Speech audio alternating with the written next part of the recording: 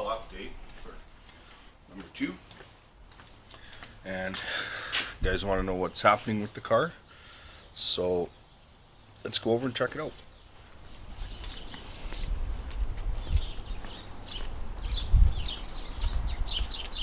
First off, I got the car in the backyard. Everything pretty much stripped out of the car due to 2 different buyers. One person pretty much bought everything from the taillight trim and front fenders and hood. Just has to come back and get that. Another person bought the windshield and some other trim and inner door panels and things like that. They were pretty rough.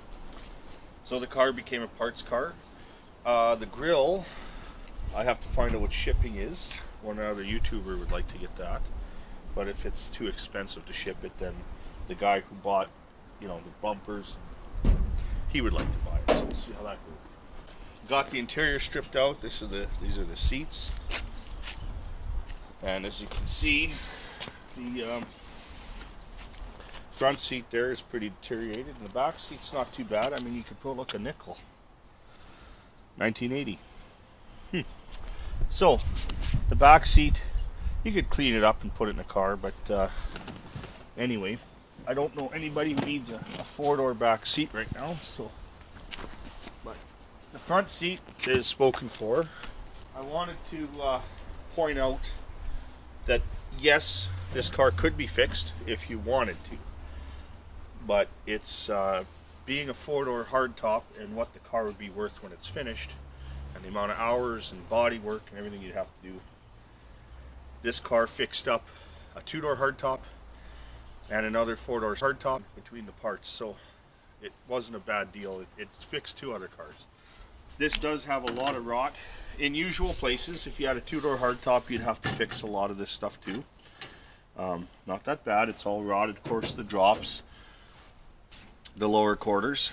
But what was surprising about this, remember we were underneath the car and I showed how good the floor pans looked from the bottom. At the top, this was that body plug here we talked about underneath that was coming through.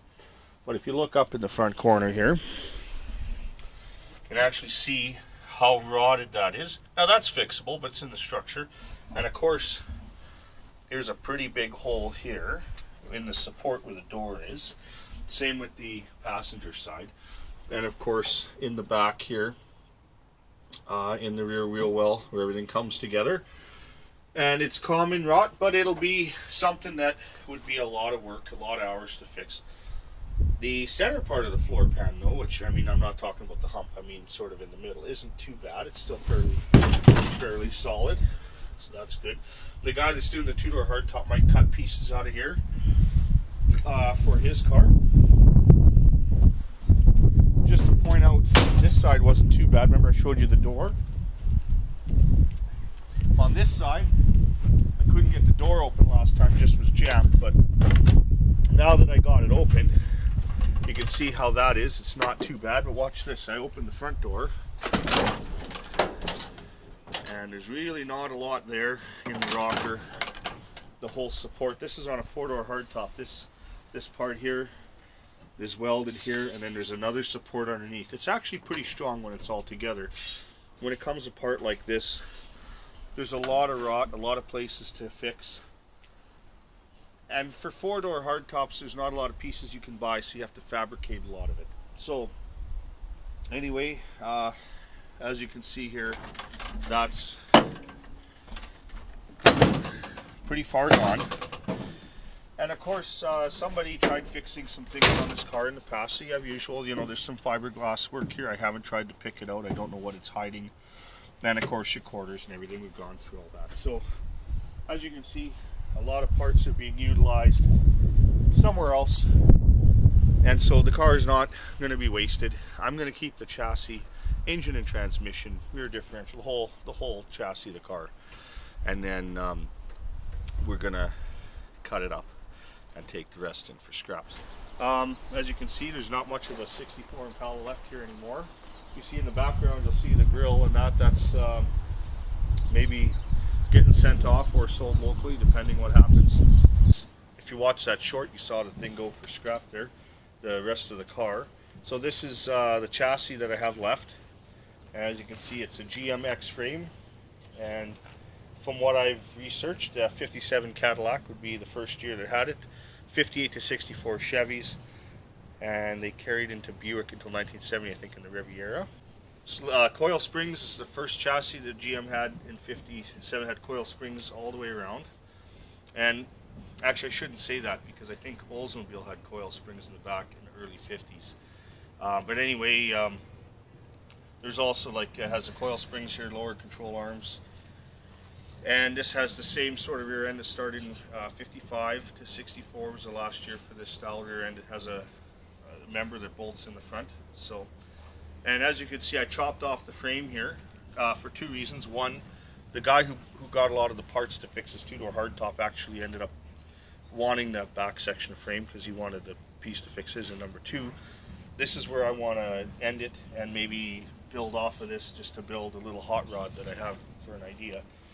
So other than that, somebody was telling me that some of these high cars in high performance came with another upper member on this side. I know on the later ones they had 4 links. They triangulated the rear end, not needing the panhard bar. But I just, if you happen to know about that on the high performance ones, if that happened, let me know, but I'm not sure. Two-piece drive shaft that goes through the middle of the frame here, if you've never seen one of these. And of course, independent coil spring front suspension.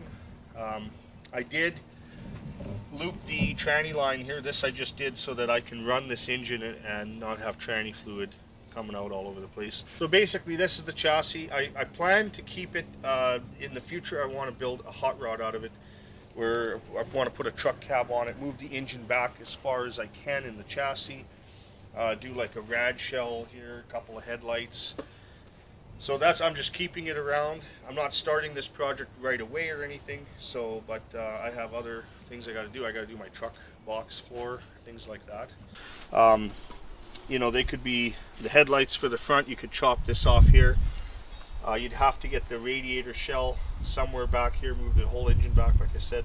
This engine and transmission, I have plans to put that into in the 67 Chevelle to get that car mobile, so I'd have to put something else in here. If you look at chassis, they load up with mud and everything. If you look here, you can see that. This is all full of mud. My Hudson was all full of this stuff too. I had to wash it all out. If you're going to restore a car like that 4-door hardtop, if you were to fix that car up, like, you'd almost have to bring this thing down, wash it all out, and bring it all back up again. This is what creates rust. That gets wet, it never dries out, it stays wet, and then it starts to rust from the inside out. And that's how that car was. That this kind of dirt was in all the rocker panels, above the wheel wells, in the back, the trunk area, and it just got all wet, acted like a sponge, and just rusted the whole car out from the inside out. If you want to step over here, I got it's the rear section here, and it's not too bad.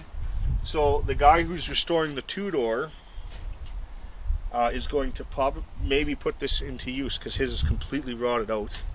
So don't think that any of the car went to waste. You saw that little short where I took the C50 load of what was left of the 64 Impala. There's not much left. If you like these videos, please subscribe, hit that like button, ring that bell for notifications. Have yourself a great day. Thanks for watching, and see you next time.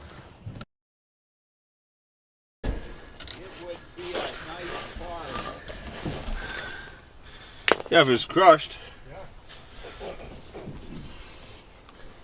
Put it back together. Yeah.